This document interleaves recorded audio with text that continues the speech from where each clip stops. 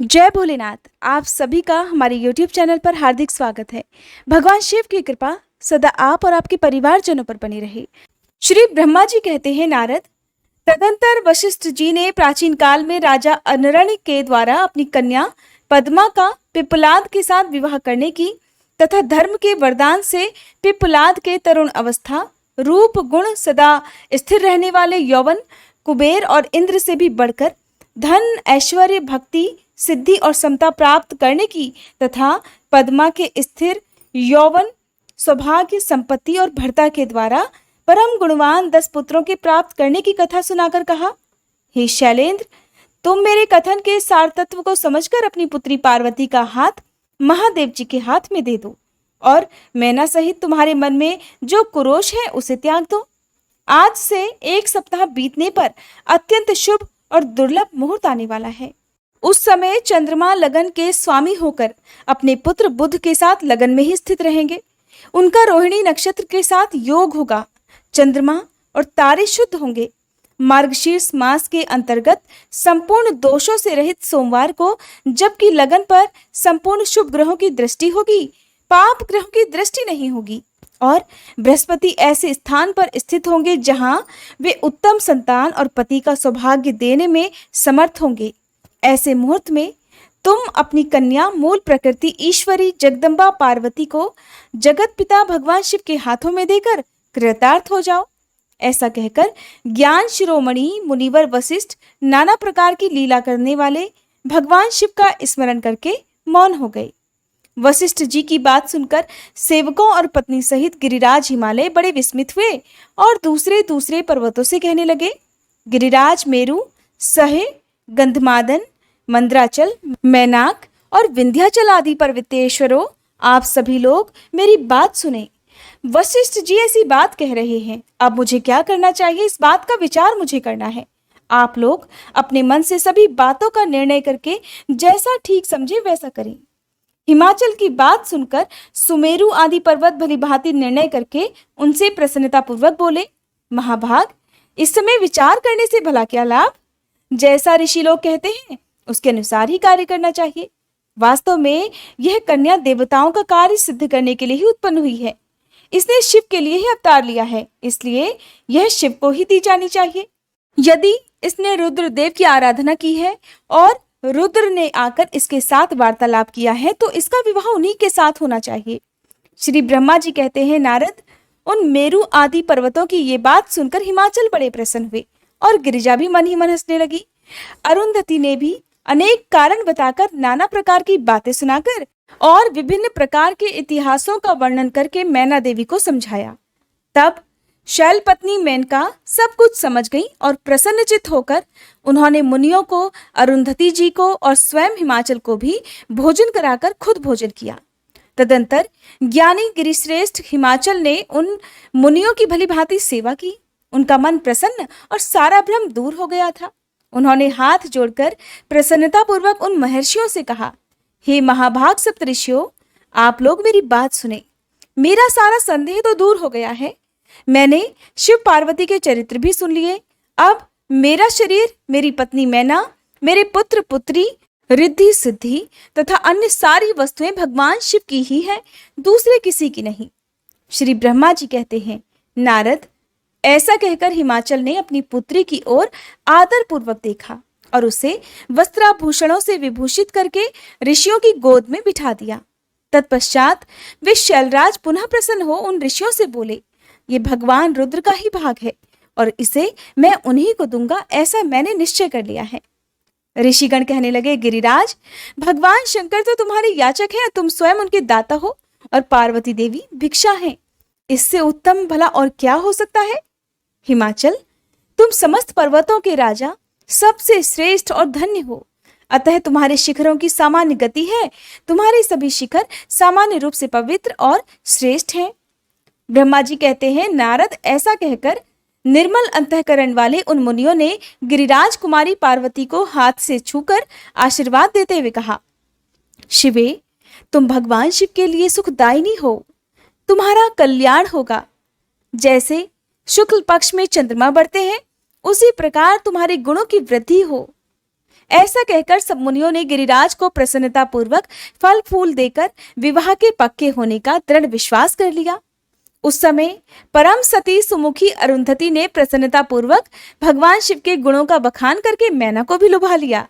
फिर गिरिराज हिमवान ने परम उत्तम मांगलिक लोकाचार का आश्रय लेकर हल्दी और कुमकुम से अपनी दाढ़ी मूछ का भी मार्जन किया। फिर चौथे दिन उत्तम लगन का निश्चय करके परस्पर संतोष दे वे सप्तऋषि भगवान शिव के पास चले गए। वहां जाकर शिव जी को नमस्कार और विविध स्तुतियों से उनका स्तवन करके वे वशिष्ठ आदि सभी मुनि परमेश्वर शिव से इस प्रकार कहने लगे, हे देवाधिदेव महादेव, हे परमेश्वर, हे महाप्रभु, आप प्रेम पूर्वक हमारी बात सुनिए। आपके इन सेवकों ने जो कार्य किया है उसे भी जान लीजिए। महेश्वर, हमने नाना प्रकार के सुंदर वचन और इतिहास सुनाकर गिरिराज और मैना को समझा दिया है। गिरिराज ने आपके लिए पार्वती का वाग्दान कर दिया है, अब इसमें कोई ना नुकुर नहीं है। अब आप अपने पार्षदों और देवताओं के साथ उनके यहाँ विवाह के लिए जाइए। महादेव, हे प्रभु, अब शीघ्र ही हिमाचल के घर पधारिए और वेदोक्त रीति के अनुसार पार्वती जी का अपने लिए पाणी ग्रहण कीजिए। सप्तऋषियों के ये वचन सुनकर लोकाचार परायण महेश्वर प्रसन्नचित होकर हंसते हुए इस प्रकार कहने लगे, महाभाग सप्तऋषियों, विवाह को तो मैंने न कभी देखा है और न सुना ही है। तुम लोगों ने पहले जैसा देखा हो उसी के अनुसार विवाह की विशेष विधि का वर्णन करो। महेश्वर के उस लौकिक शुभ वचन को सुनकर वे ऋषिगण हंसते हुए देवाधिदेव भगवान सदाशिव से इस प्रकार बोले, प्रभु, आप पहले तो भगवान विष्णु को विशेषतः उनके पार्षदों सहित शीघ्र बुलवा लीजिए।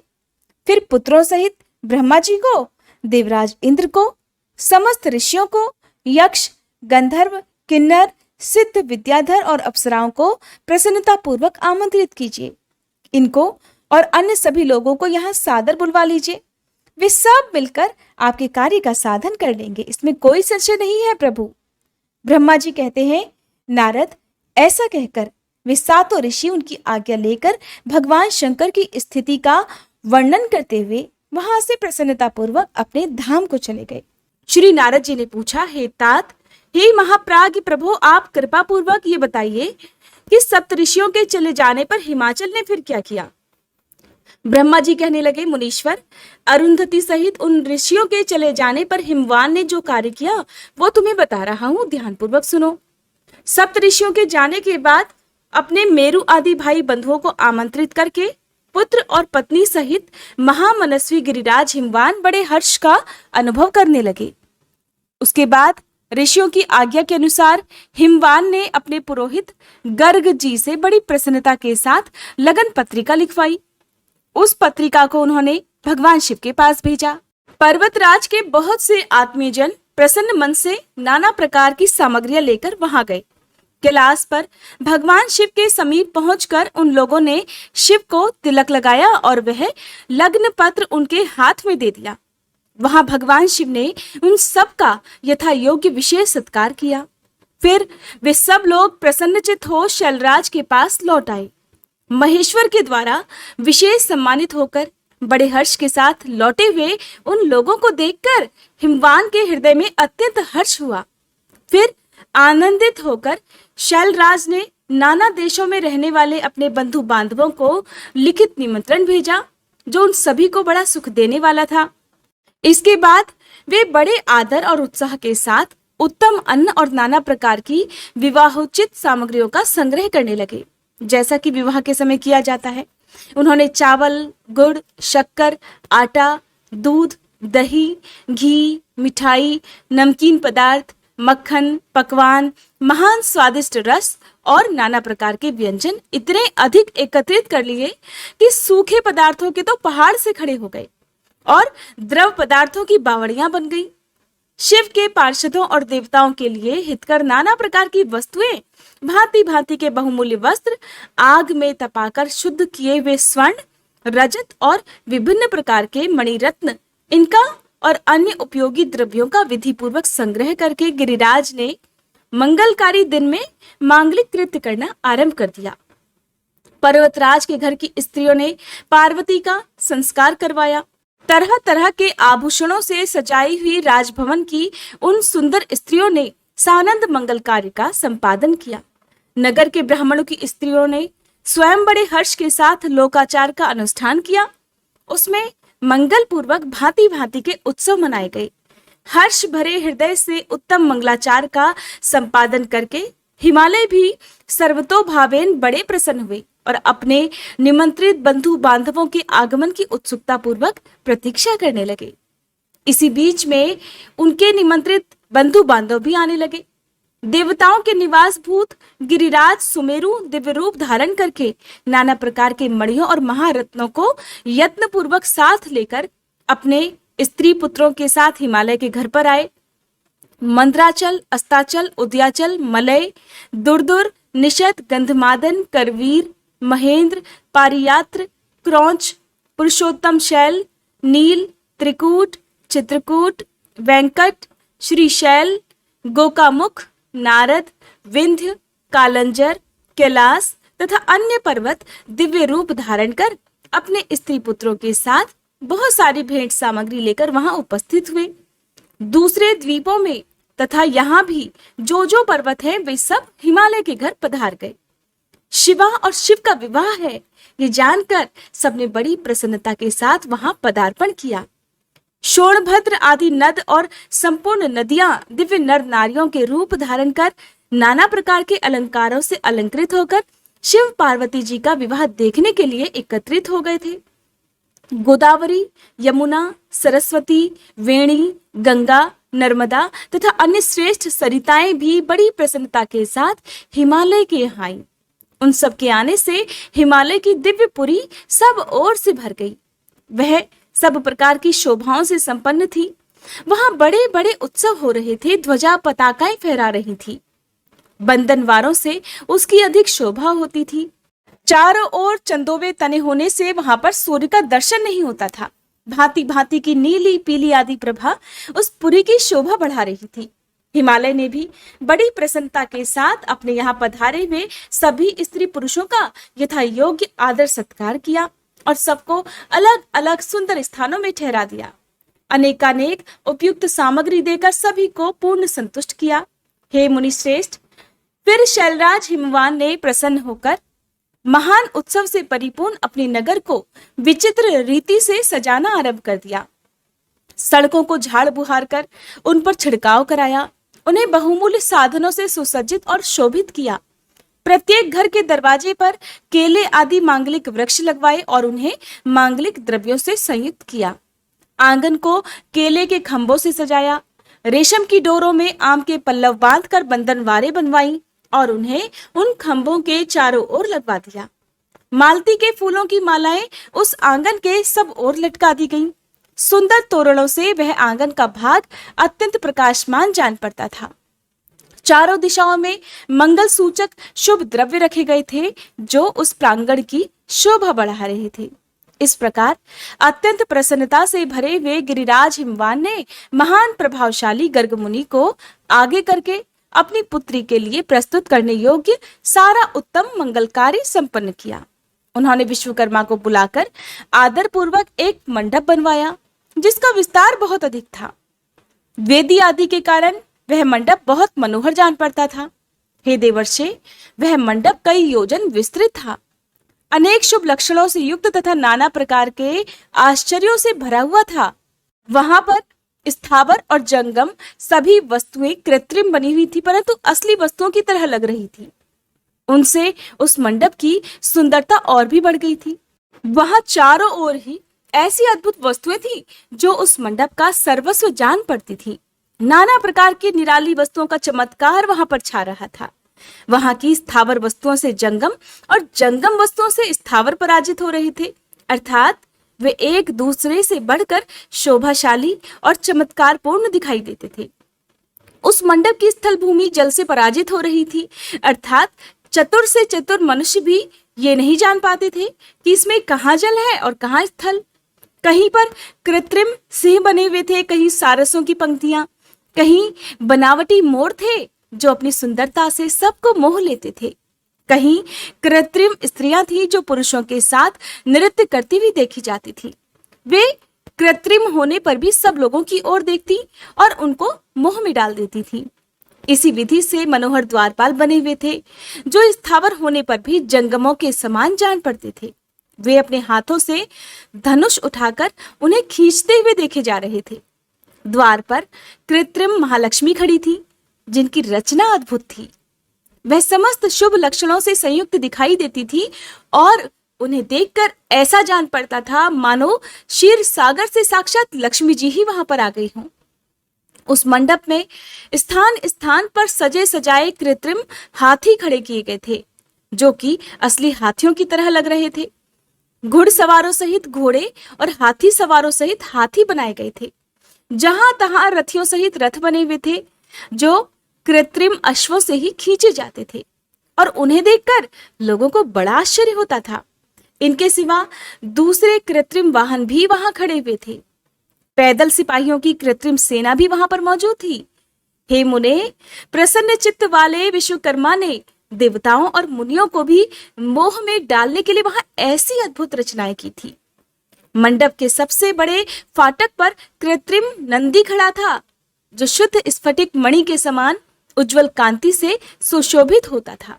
भगवान शिव के वाहन नंदी की जैसी आकृति है, ठीक वैसा ही वो भी था। उस कृत्रिम नंदी के ऊपर रत्न विभूषित महादिव्य पुष्पक शोभा पाता था, जो पल्लवों और श्वेत चामरों से सजाया गया था। उसके वाम पार्श्व में 2 कृत्रिम हाथी खड़े थे, जिनका रंग विशुद्ध केसर के समान था। वे 4 दांतों वाले बनवाए गए थे और 60 वर्ष के पाठों के समान दिखते थे, और वे एक दूसरे से परस्पर स्नेह करते से दिखाई दे रहे थे। उनमें बड़ी चमक थी। इस प्रकार सूर्य के समान अत्यंत प्रकाशमान 2 दिव्य अश्व भी विश्वकर्मा जी ने बनाए थे, जो चमर से अलंकृत और दिव्य आभूषणों से विभूषित थे। श्रेष्ठ रत्नमय आभूषणों से संपन्न कवचधारी लोकपाल तथा संपूर्ण देवता भी वहां विश्वकर्मा द्वारा रचे गए थे, जो ठीक उन्हीं लोकपालों और देवताओं से मिलते जुलते थे।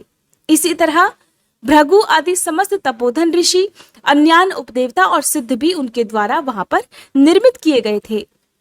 गरुड़ आदि समस्त पार्षदों से युक्त भगवान विष्णु का कृत्रिम विग्रह भी विश्वकर्मा ने बनाया था, जिसका स्वरूप साक्षात श्री हरि के समान ही आश्चर्यजनक था।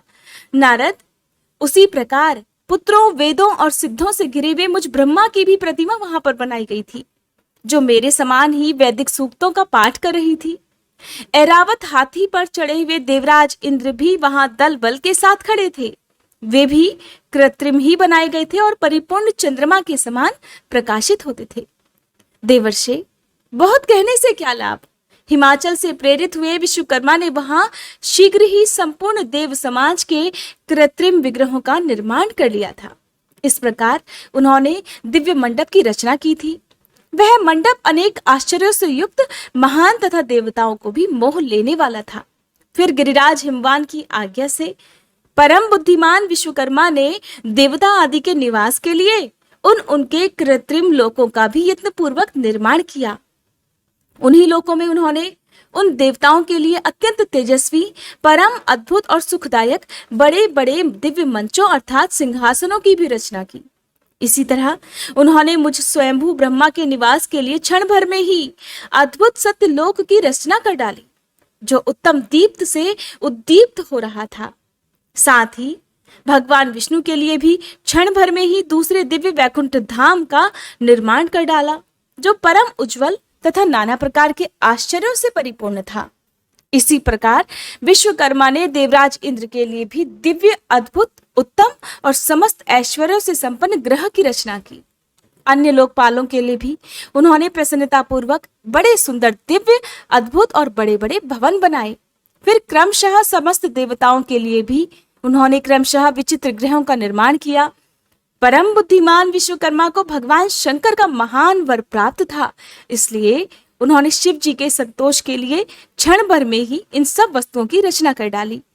फिर उसी प्रकार शंकर जी के लिए भी उन्होंने एक शोभाशाली गृह का निर्माण किया, जो शिव जी के चिन्ह से युक्त तथा शिवलोकवर्ती दिव्य भवन के समान ही अनुपम था। श्रेष्ठ देवताओं ने इसकी भूरी भूरी प्रशंसा की थी। वह परम उज्जवल महान प्रभापुंज से उद्भासित, उत्तम और अद्भुत था। विश्वकर्मा ने भगवान शिव की प्रसन्नता के लिए वहां ऐसी अद्भुत रचना की थी जो परम उज्जवल होने के साथ ही साक्षात महादेव जी को भी आश्चर्य में डालने वाली थी। इस प्रकार यह सारा लौकिक व्यवहार करके हिमाचल बड़ी प्रसन्नता के साथ भगवान शंभु के शुभागमन की प्रतीक्षा करने लगे। देवेश्वर, हिमालय का यह सारा आनंददायक वृतांत मैंने तुमसे कह सुनाया, अब और क्या सुनना चाहते हो? देवर्षि नारद ने ब्रह्मा जी से जो कुछ भी पूछा और इसके आगे का जो भी वृतांत है वो आने वाले अध्याय में आप सुनेंगे। उम्मीद करती हूँ आज की ये वीडियो आपको पसंद आई होगी।